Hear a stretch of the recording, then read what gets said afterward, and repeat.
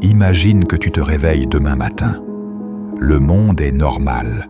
Les trains roulent, les avions décollent, les marchés ouvrent. Rien n'indique que ce sera le dernier jour de la civilisation humaine. Et pourtant, à cet instant précis, plus de 12 000 armes nucléaires sont prêtes à être utilisées. La plupart peuvent être lancées en moins de 15 minutes. La guerre nucléaire n'arriverait pas comme dans les films. Il n'y aurait pas de compte à rebours mondial. Pas de discours dramatique pour prévenir l'humanité.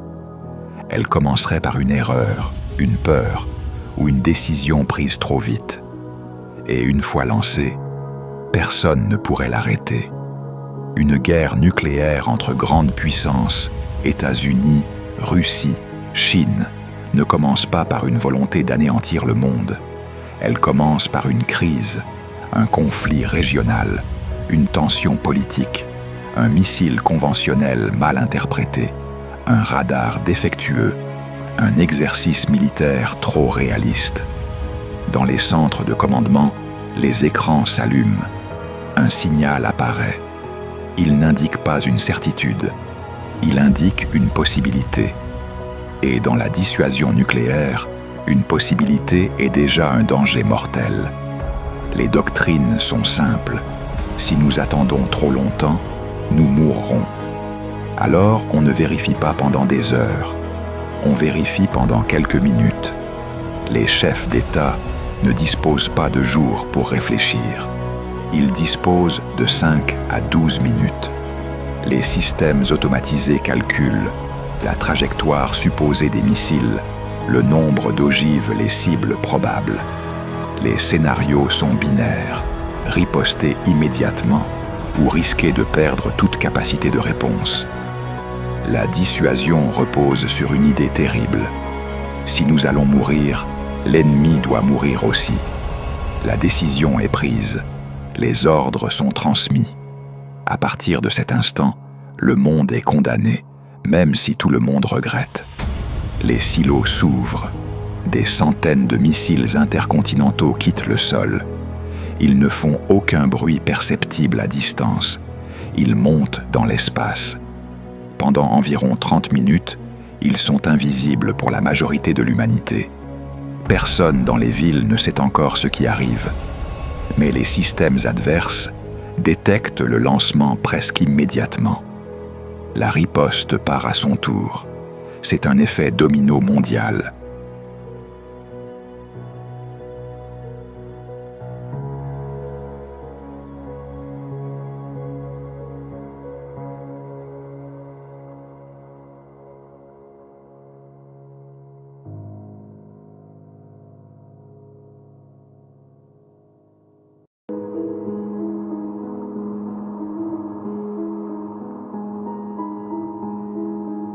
Les premières cibles ne sont pas toutes des villes. Ce sont des bases militaires, des centres de commandement, des silos, des ports nucléaires. Puis viennent les villes. New York, Moscou, Pékin, Los Angeles, Paris, Londres, Berlin, Tokyo.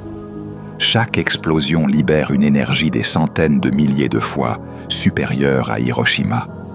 En quelques secondes, la lumière brûle les yeux, la chaleur vaporise des quartiers entiers, l'onde de choc écrase tout. Des dizaines de millions de morts en moins d'une heure. Les hôpitaux sont détruits. Les secours n'existent plus. Les gouvernements ne communiquent plus. Les réseaux électriques s'effondrent. Les satellites sont endommagés. Internet disparaît par régions entières. Mais le pire n'est pas encore arrivé. Les explosions nucléaires déclenchent des tempêtes de feu. Des villes entières brûlent simultanément. La fumée monte très haut dans l'atmosphère, beaucoup plus haut que les nuages. Cette fumée est noire, épaisse. Elle commence à bloquer la lumière du soleil. En quelques semaines, la température mondiale chute de 5 à 10 degrés en moyenne. Dans certaines régions, bien plus.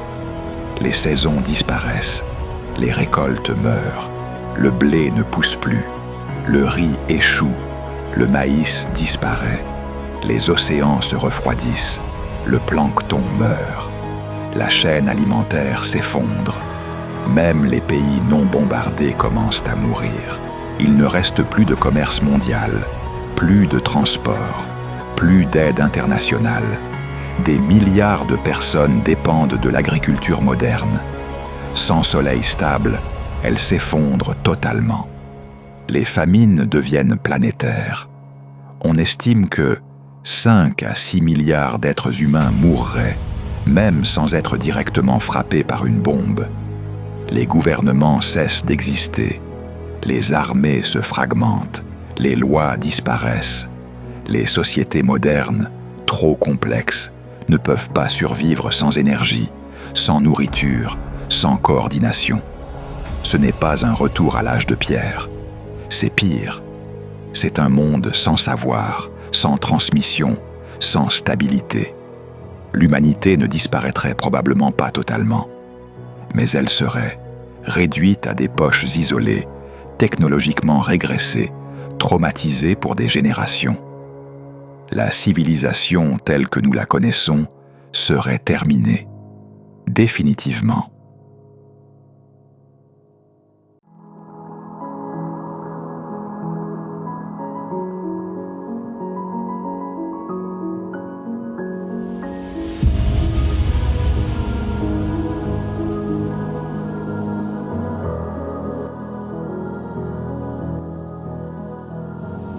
Même si quelques poches de survivants subsistent, technologie perdue, traumatisme psychologique massif, perte de savoir scientifique et médical, la civilisation telle que nous la connaissons serait terminée. La guerre nucléaire n'est pas dangereuse parce que les dirigeants sont fous. Elle est dangereuse parce que le système est conçu pour réagir vite et non pour réfléchir. Chaque jour où rien ne se passe n'est pas une preuve de sécurité. C'est une exception. Combien de fois avons-nous frôlé ce scénario sans le savoir? Nous arrivons maintenant à la fin de cette exploration, mais pas à la fin du sujet. La guerre nucléaire n'est pas simplement une hypothèse lointaine.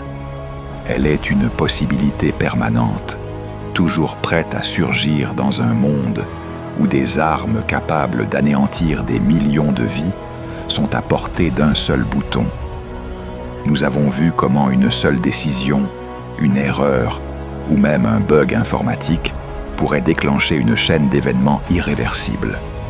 Chaque missile lancé, chaque alerte mal interprétée, chaque protocole strictement appliqué sans marge d'erreur pourrait transformer notre planète entière en un désert de feu et de fumée. Mais il ne s'agit pas seulement de chiffres et de scénarios. Il s'agit de vies humaines. Il s'agit de familles, d'enfants, de civilisations entières, effacées en quelques minutes. Et il s'agit de l'héritage que nous laissons aux générations futures. Un monde marqué par la peur, la famine et le silence de villes mortes. Les conséquences ne s'arrêtent pas aux explosions. L'hiver nucléaire, la famine mondiale, l'effondrement des sociétés, la perte de connaissances scientifiques et technologiques, la disparition de cultures et de communautés. Tout cela transformerait la planète en un lieu où survivre deviendrait un acte quotidien de courage, de résilience et de désespoir.